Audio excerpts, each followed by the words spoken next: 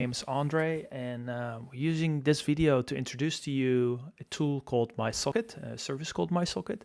So, what is Mysocket? Well, basically, it's a service that allows you to make services that are otherwise maybe not publicly available because they're running on your local host, on your laptop, or perhaps behind a strict gateway like a firewall or a NAT service.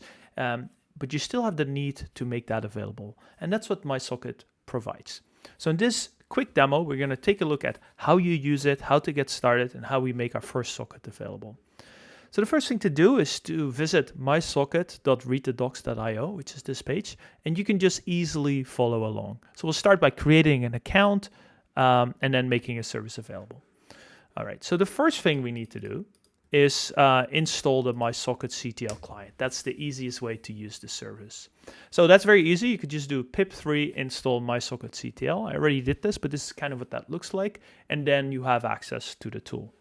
And if you then type in Mysocket CTL, you're ready to use. So you can see there's a few commands. First, we'll use this to create the account. Then we'll start logging in. And then we do a connect. And there's some more advanced features that we'll look at later. All right.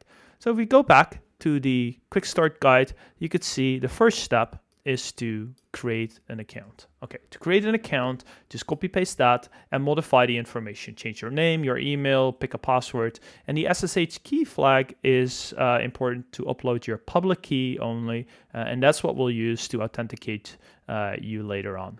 Okay, so let's do that. So in this case, I'm creating an account and now I should get a confirmation email. So let's see if we're getting that. There it is. So we'll click on that and now we've confirmed it. All right, so the next step is to make sure that we can log in. So we'll use Mysocket CTL login, use your email and password to log in. So I'm using the same email and password I used before. Et voila. And now we're logged in. The token has been stored and we can start using the service. So that's pretty quick, right? Just took us a minute or so. Cool.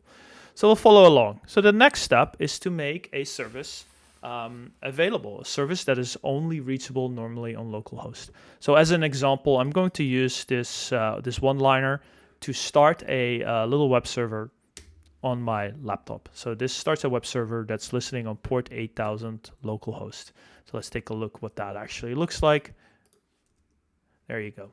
So in this case, it's just serving up a little image, says hello, but it could be your more advanced application. And it might be something that you're developing locally and you'd like to share that with your teammates or demo it to your manager or demo it to a client. And to do so, you want to do that quickly. You don't want to continuous deploy it, modify it, and so on. You just want to show it quickly like that. And that's what we're going to demo. So we're going to make this service that's running on localhost 8000 publicly available. To do that, we use this command.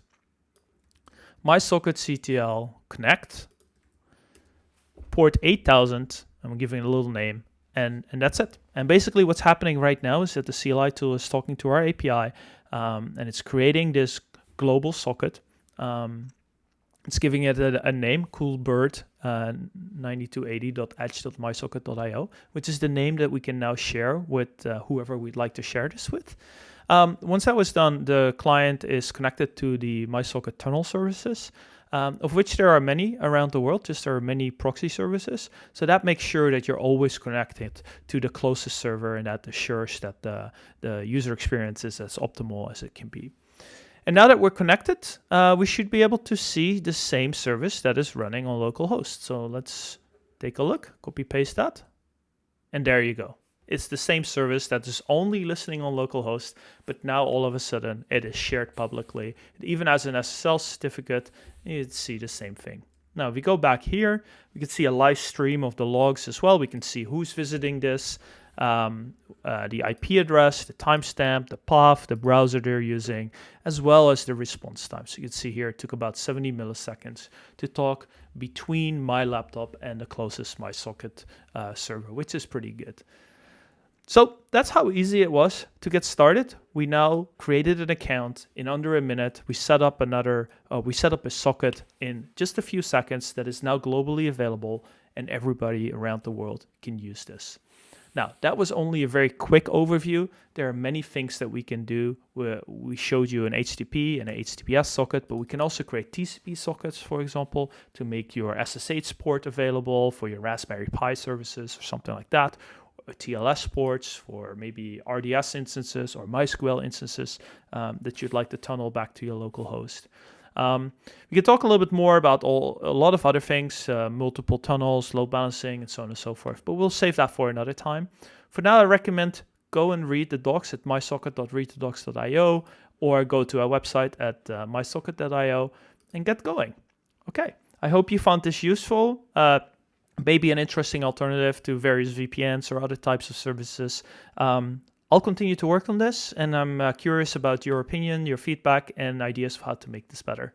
Thank you very much.